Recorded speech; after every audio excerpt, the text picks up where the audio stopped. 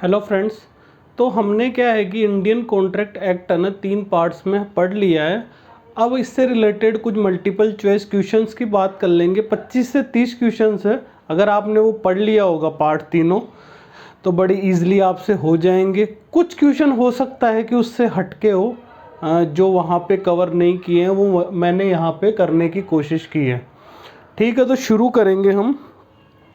Board की तरफ आप देख सकते हैं, यहाँ पे मैंने 4 क्वेश्चन लिखे हैं। ऑप्शन पे ज़्यादा मत जाइएगा क्योंकि ऑप्शन जनरली इनका क्या है, लगभग सेम ही रहेगा। अब चलिए पहला क्वेश्चन से शुरू करते हैं।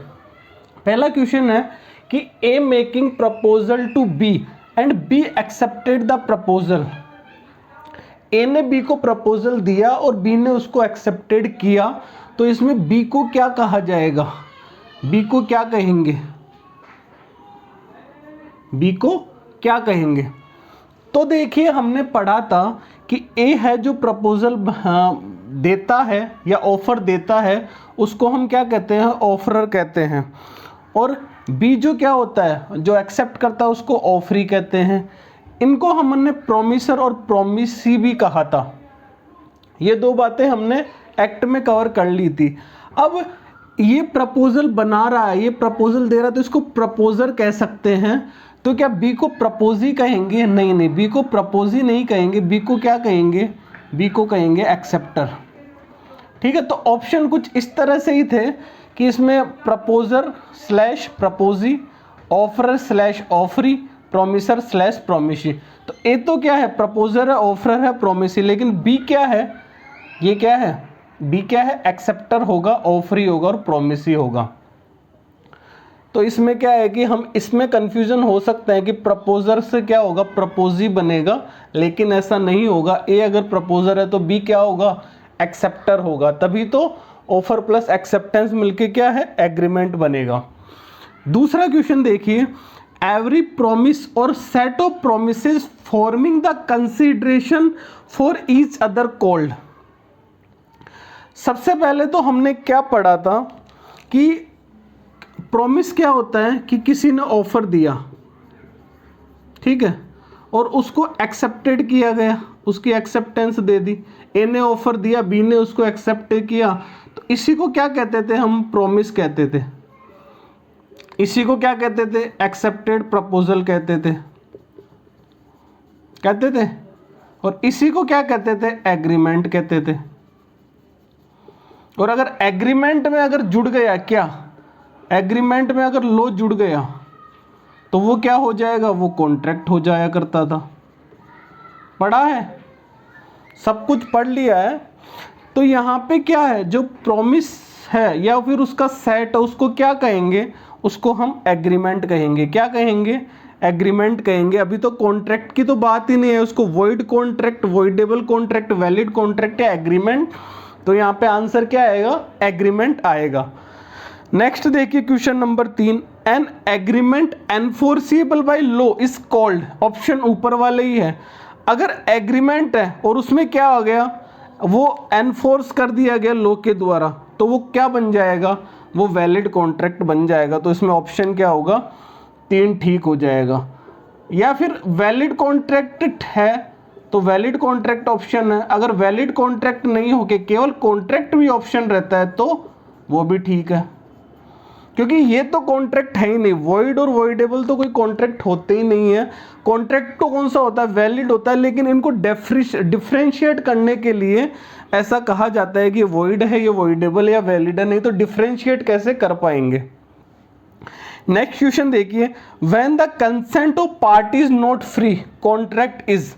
तो हमने पढ़ा था कि जब पार्टी की कंसेंट फ्री नहीं होती है तो किस कंडीशन में? या तो उसको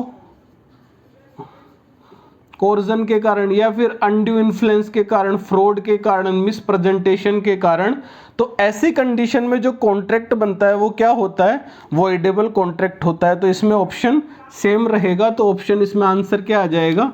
आंसर इसमें 2 आ जाएगा, वॉइडेबल कॉन्ट्रैक्ट। अगर विदाउट फ्री कंसेंट अगर कोई कॉन्ट्रैक्ट बन रहा है तो वो क्या होगा? वॉइडेबल कॉन्ट्रैक्ट होगा। तो पहला क्वेश्चन प्रपोजर इसको क्या कहेंगे, acceptor, offeror, offeree, promisor, promisee.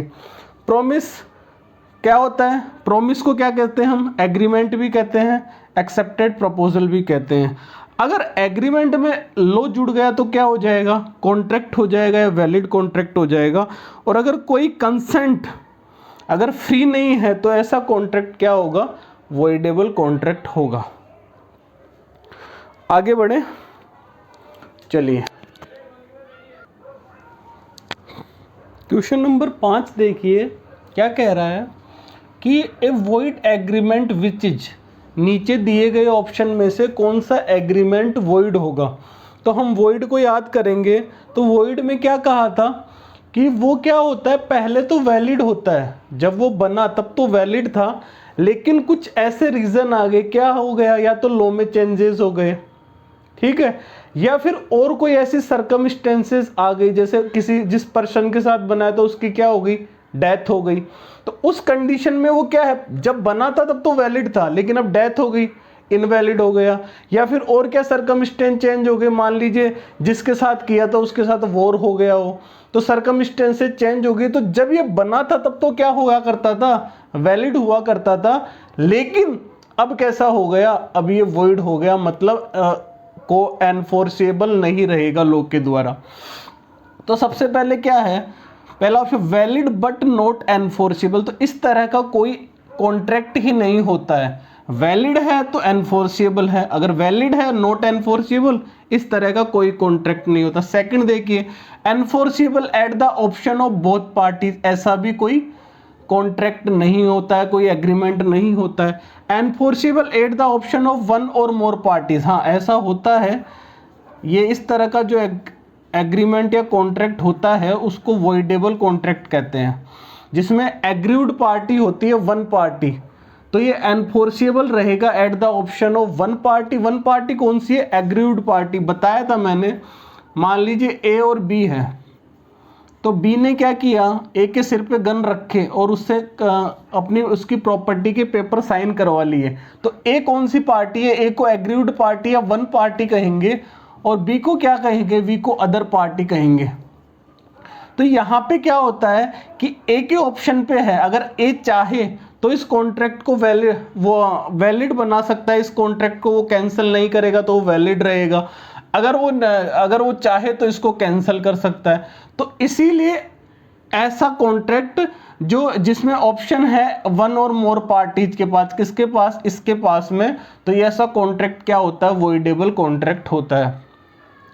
चौथा option, not enforceable in court of law, वही बात, ये वैलिड था लेकिन आज की डेट में क्या है, ये एनफोर्सेबल नहीं है लॉ के द्वारा, क्योंकि कुछ ऐसी सर्कमस्टेंसेज आ गई है। नेक्स्ट क्वेश्चन नंबर 6 देखिए, in case of illegal agreement collateral agreement is, इसमें ऑप्शन वही है, वॉइड, वॉइडेबल, वैलिड। तो इसका आंसर क्या है, वॉइड। इंपॉर्टेंट है, पढ़ा था कि ए ने क्या किया, बी को सुपारी दी है, ए ने बी को कहा कि मैं तुम्हें 10,000 रुपये दूंगा, तुम है ना जो सी को मार दो। तो ये मैन एग्रीमेंट है। ये मैन एग्रीमेंट क्या इलीगल लग रहा है क्या आपको? बिल्कुल ये इलीगल है, क्योंकि लॉ ने ऐसा मना किया गया है, लॉ ने ऐसा मना किया है। अब इसके लिए ए ने क्या किया कि जेड से पैसे लिए हैं, ये 10,000 रुपये इसने क्या है, जेड से लिए, तो ये है कोलेटरल एग्रीमेंट। तो अगर ये है मैन एग्रीमेंट, अगर ये इलीगल है तो कोलेटरल एग्रीमेंट क्या हो जाएगा, वॉइड हो जाएगा। इसके लिए एक चीज और पढ़ी थी हमने कि जो ये आपने सिलोजिम में पढ़ा होगा कि ये तो क्या है, इलीगल कॉन्ट्रैक्ट है, और ये कौन सा है, ये वॉइड कॉन्ट्रैक्ट है। तो इसका क्या मतलब हुआ कि जो ऑल इलीगल कॉन्ट्रैक्ट्स होते हैं ना, all illegal contracts are always void, but all void contracts are not illegal. ठीक है, जितने भी इलीगल कॉन्ट्रैक्ट है वो सब वॉइड है, लेकिन सभी वॉइड कॉन्ट्रैक्ट क्या है, इलीगल नहीं होते। जैसे कि सभी कॉन्ट्रैक्ट्स, ऑल कॉन्ट्रैक्ट्स और agreement, but all agreements are not contract, वही वाला कंसेप्ट यहाँ पे है।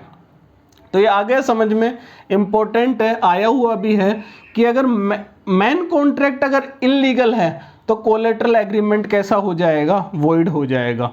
नेक्स्ट चलते हैं क्वेश्चन नंबर 7 पे। क्वेश्चन नंबर 7 क्या कह रहा है कि एक ऑफर है वो कैसे लैप्स हो सकता है, एक ऑफर कैसे लैप्स हो सकता है। तो सबसे पहले तो रिवोकेशन के द्वारा, बिल्कुल आपने रणवीर दीपिका वाला अपन ने देखा था, हमने रणवीर ने क्या किया था, दीपिका को ऑफर दिया था। कैसे, इसने एक लेटर बनाया, लेटर लिखा और उसको किस में डाला था, पोस्ट बॉक्स में। तो ये क्या कर सकता है, पोस्ट बॉक्स में डालने से पहले ऑफर को क्या कर सकता है, रिवोक कर सकता है। एक बार इसने पोस्ट बॉक्स में डाल दिया तो ये दीपिका के पास पहुंच जाएगा, फिर वो इस पे डिपेंड करेगा कि वो उस ऑफर को क्या करती है, एक्सेप्ट करती है, रिजेक्ट करती है। तो क्या रिवोकेशन के द्वारा ऑफर लैप्स हो सकता है, बिल्कुल हो सकता है।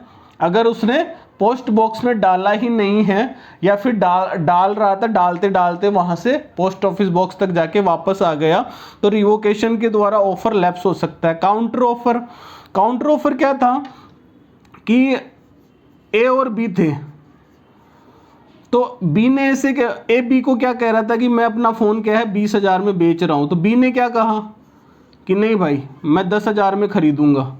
तो ये तो कौन सा ऑफर था, ऊपर तो ओरिजिनल ऑफर था और ये क्या हो गया, काउंटर ऑफर हो गया। तो अगर ओरिजिनल ऑफर में मॉडिफिकेशन हो जाए तो वो क्या होगा, काउंटर ऑफर होगा। तो इससे जो मेन ऑफर था या ओरिजिनल ऑफर था वो क्या हो गया, लैप्स हो गया। तीसरा, रिजेक्शन ऑफ ऑफर। रणवीर ने दीपिका को शादी के लिए पोस्ट बॉक्स में लेटर लिख के भेजा था, दीपिका ने रिजेक्ट कर दिया, तो ऑफर क्या हो गया, रिजेक्ट हो गया। तो ऑफर लैप्स हो सकता है किसके द्वारा, ऑल ऑफ द अबव के, रिवोकेशन के द्वारा, काउंटर ऑफर बना के, रिजेक्शन करके, इन सभी के द्वारा ऑफर क्या किया जा सकता है, लैप्स किया जा सकता है। नेक्स्ट क्वेश्चन नंबर 8 देखिए, ए प्रपोजल व्हेन एक्सेप्टेड बिकम्स। पढ़ चुके हैं कि कोई भी ऑफर है, ऑफर या प्रपोजल अगर वो एक्सेप्ट हो गया, अगर उसकी एक्सेप्टेंस आ गई तो उसको क्या कहते हैं, उसको प्रॉमिस कहते हैं। ठीक है, तो इसका आंसर क्या आ जाएगा, promise. Next, an agreement with minor. अगर माइनर के साथ कोई भी एग्रीमेंट बनाया तो क्या वो वैलिड होगा, क्या देखते हैं, वैलिड कॉन्ट्रैक्ट होगा क्या, नहीं होगा। क्योंकि वैलिड कॉन्ट्रैक्ट के इसेंशियल में ही क्या था कि कंपिटेंट पार्टीज में क्या था, मेजॉरिटी पहला था, फिर साउंड माइंड था, फिर नॉट डिस्क्वालिफाइड बाय लॉ। तो वैलिड कॉन्ट्रैक्ट तो ये हो ही नहीं सकता। दूसरा, वॉइडेबल। वॉइडेबल कैसे होगा, ये किसी को ऑप्शन पे थोड़ी है, उन 4 कारणों से थोड़ी किया गया है, कोर्जन, अनड्यू इन्फ्लुएंस, फ्रॉड, मिसप्रेजेंटेशन से नहीं हुआ है, तो ये वॉइडेबल भी नहीं होगा। क्या ये वॉइड होगा क्या, बिल्कुल ये कॉन्ट्रैक्ट क्या होगा, वॉइड कॉन्ट्रैक्ट होगा। लेकिन ये कौन सा वॉइड कॉन्ट्रैक्ट है, ये है वॉइड एब इनिशियो।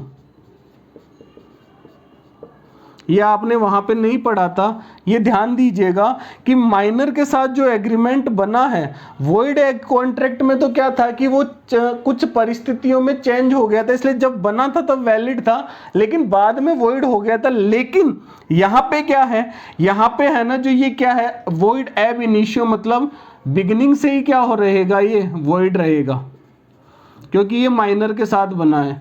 तो माइनर के साथ जो एग्रीमेंट बनता है वो क्या होता है, वॉइड एग्रीमेंट होता है या वॉइड कॉन्ट्रैक्ट होता है। लेकिन कौन सा वॉइड है, वॉइड एब इनिशियो, मतलब शुरुआत से ये क्या होगा, वॉइड होगा। नेक्स्ट क्वेश्चन नंबर 10 देखिए, the agreement of restrain of trade कैसा होता है, पढ़ा था हमने लास्ट ही में, कैसा होता है, वॉइड होता है। हमने लास्ट स्लाइड में पढ़ा था कि restrain of marriage section 26, restrain of trade section 27, restrain of legal proceeding section 28, uncertain agreement section 29 और वेजरिंग एग्रीमेंट सेक्शन 30। ये जो 5 सेक्शंस हैं, इसमें जो भी को एग्रीमेंट या कॉन्ट्रैक्ट होते हैं वो सब क्या होते हैं, वॉइड होते हैं। जिसमें ट्रेड का हमने देखा था कि जो बिजनेस की गुडविल से रिलेटेड है, वो ये एक्सेप्शन था इसका, ये कैसे हुआ करता था, ये वैलिड हुआ करता था।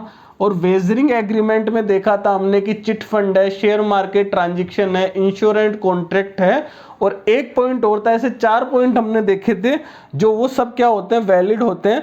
बाकी जो सेक्शन 26 से लेके 30 तक जो भी कॉन्ट्रैक्ट या एग्रीमेंट बन रहे हैं वो क्या होते हैं, वॉइड होते हैं। तो एक क्वेश्चन कितने 10 हो गए। आगे चलते हैं।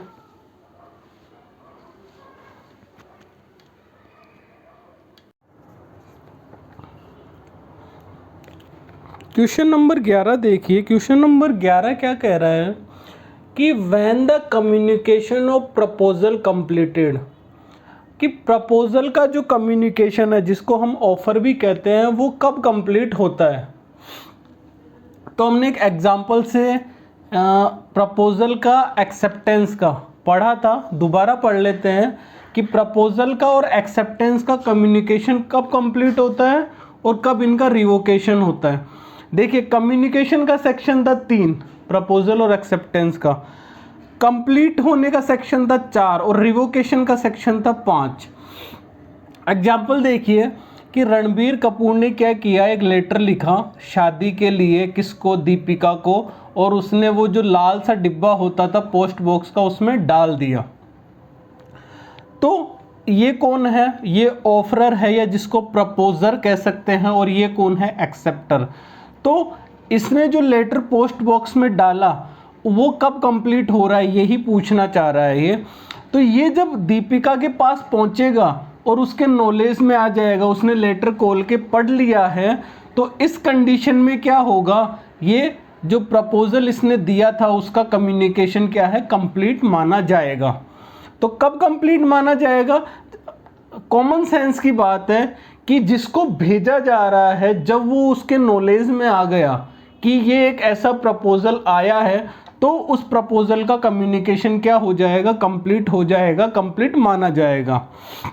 ये चार्ट से हम समझने की कोशिश करेंगे कि कम्युनिकेशन है ना, जो ऑफर का कम्युनिकेशन कब कंप्लीट माना जाता है और एक्सेप्टेंस का कम्युनिकेशन कब कंप्लीट माना जाता है।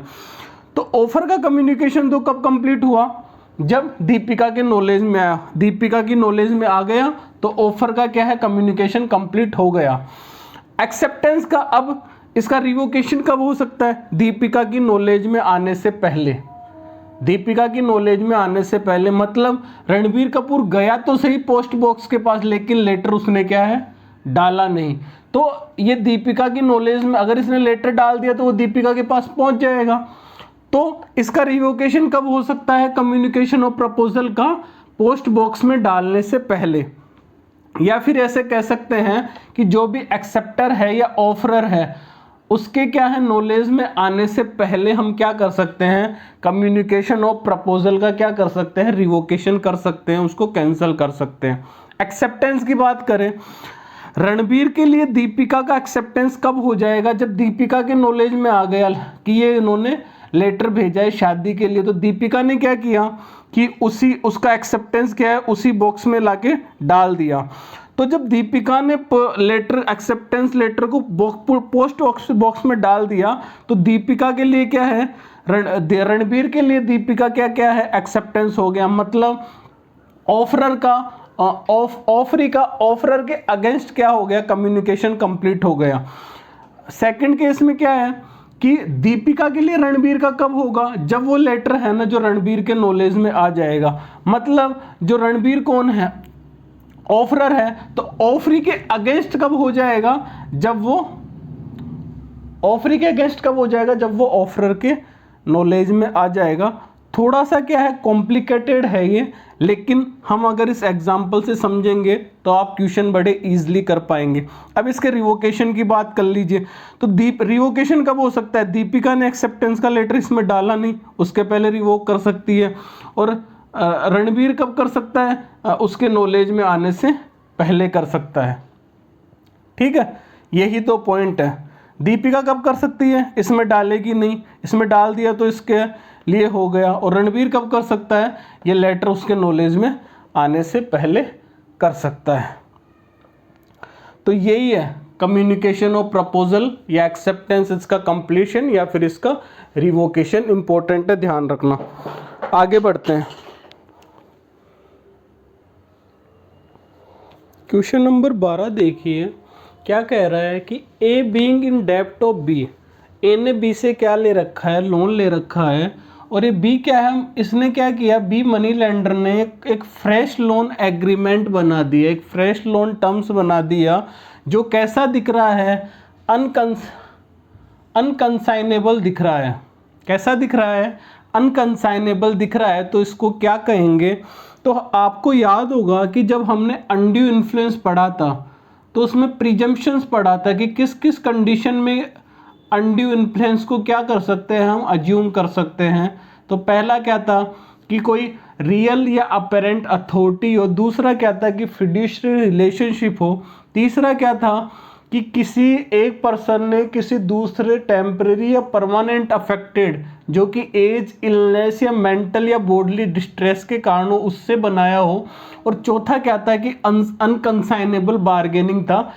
उसमें क्या एग्जांपल था कि एक जो ड्रंक मैन था उससे क्या है, उसने एक मनी लेंडर से पैसे ले लिए थे 1 लाख रुपए, और कितने % रेट ऑफ इंटरेस्ट पे, 50% rate of interest.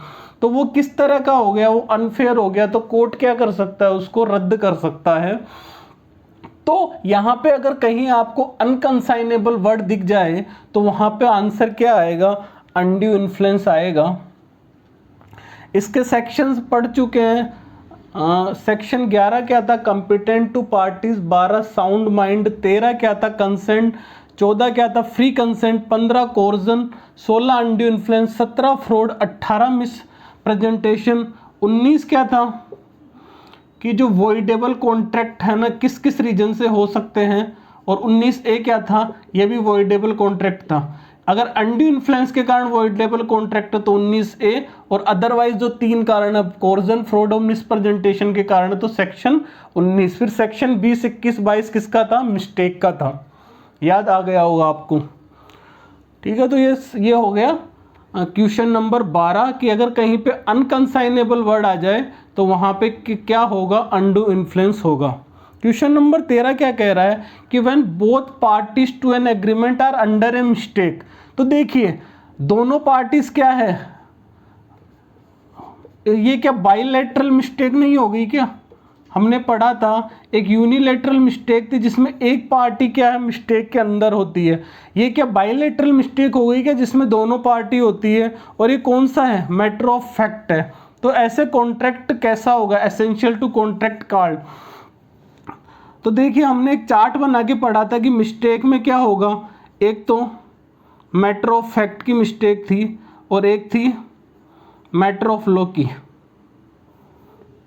Matter of fact नहीं, एक तो था मिस्टेक ऑफ फैक्ट, एक था मिस्टेक ऑफ लॉ। इस मिस्टेक ऑफ फैक्ट को हमने क्या लिखा था, मैटर ऑफ फैक्ट। इसमें 2 थे, यूनिलेटरल, बाइलेटरल। यूनिलेटरल में जैसे मैं सरसों का तेल ले आया था, मूंगफली का, तो ये क्या माना जाएगा, ये वैलिड माना जाता है। जबकि ये क्या है, बाइलेटरल।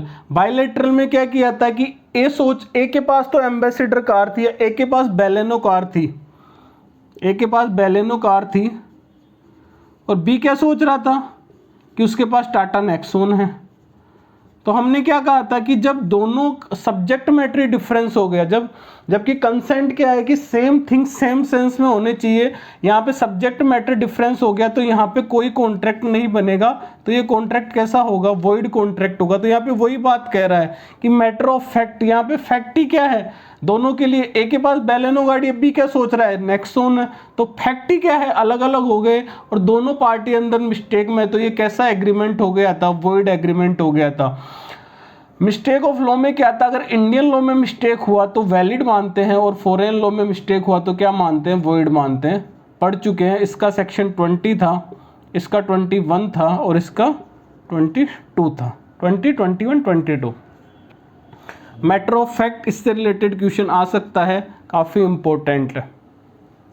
नेक्स्ट आता है question number 14, consideration must be. Consideration कैसा होना चाहिए, तो आप वो हमने 7 पॉइंट्स पढ़े थे, उनमें मैंने आपको पहले थर्ड पॉइंट जो था उसमें क्या था कि कंसिडरेशन कैसा हो सकता है, एडुकेट भी हो सकता है और इनएडुकेट भी हो सकता है। एडुकेट मतलब 10 लाख का घर 10 लाख में बेचा, इनएडुकेट का मतलब 10 लाख का घर 5 लाख में बेचा। क्यों बेचा? उसकी मर्जी थी। तो क्या कंसिडरेशन मस्ट भी एडुकेट होना चाहिए? बिल्कुल नहीं, ऐसा तो कहीं पे भी नहीं कहा कि एडुकेट होना ही चाहिए। क्या एडुकेट होना चाहिए? ऐसा भी कहीं नहीं कहा। नीड नॉट भी एडुकेट, हाँ ऐसा ठीक है, ये हो सकता है, आवश्यकता नहीं है इसको एडुकेट होने की, हो सकता है ये इनएडुकेट भी हो। क्वेश्चन नंबर 15 देखिए, a wagering agreement is whereas a contingent contract is. तो देखिए वेजरिंग एग्रीमेंट सेक्शन 30 में हमने पढ़ा था, restrain of marriage trade legal proceeding, उसके बाद क्या था अनसर्टेन एग्रीमेंट, और लास्ट क्या था वेजरिंग एग्रीमेंट। ये सेक्शन 26 से 30 ये सब क्या हुआ करते थे, क्या वॉइड नहीं हुआ करते थे, इसके एक्सेप्शंस थे। क्या थे? चिट फंड थे। चिट फंड क्या होगा? वैलिड एग्रीमेंट होगा। शेयर मार्केट ट्रांजैक्शन क्या होगा? वैलिड एग्रीमेंट होगा। गेम से related skill of games valid होगा। इंश्योरेंस कॉन्ट्रैक्ट वैलिड होगा, वो इसके एक्सेप्शन थे। और कंटिजेंट कॉन्ट्रैक्ट कैसा होता है? वैलिड होता है। नेक्स्ट देखिए question number 16, an agreement to do impossible act, जो एक्ट किया नहीं जा सकता ऐसा जो भी एग्रीमेंट बनता है वो हमेशा कैसा होता है? वॉइड एग्रीमेंट होता है। इम्पॉसिबल एक्ट से रिलेटेड हमेशा जो एग्रीमेंट बनता है वो कैसा होता है? वॉइड होता है। आगे बढ़ते हैं। क्वेश्चन नंबर 17 क्या कह रहा है कि consideration in simple terms means, consideration का क्या मतलब है? Anything in return, something in return, everything in return या नथिंग इन रिटर्न। तो ये हम पढ़ चुके हैं कि समथिंग इन रिटर्न, कंसीडरेशन का क्या मतलब है? Something in return. Question number 18 क्या कह रहा है? Which of the following is not an exception, no consideration no contract. इसका एक्सेप्शन ये क्या था? हमने पढ़ा था कि बिना कंसीडरेशन के कोई कॉन्ट्रैक्ट नहीं बन सकता है, लेकिन जो सेक्शन 25 था उसमें हमने 5 पॉइंट पढ़े थे जहाँ पे क्या हो रहा था, कंसीडरेशन नहीं था फिर भी कॉन्ट्रैक्ट बन रहा था। तो वो वही पूछ रहा है कि वो 5 पॉइंट में से एक पॉइंट यहाँ पे कौन सा नहीं है।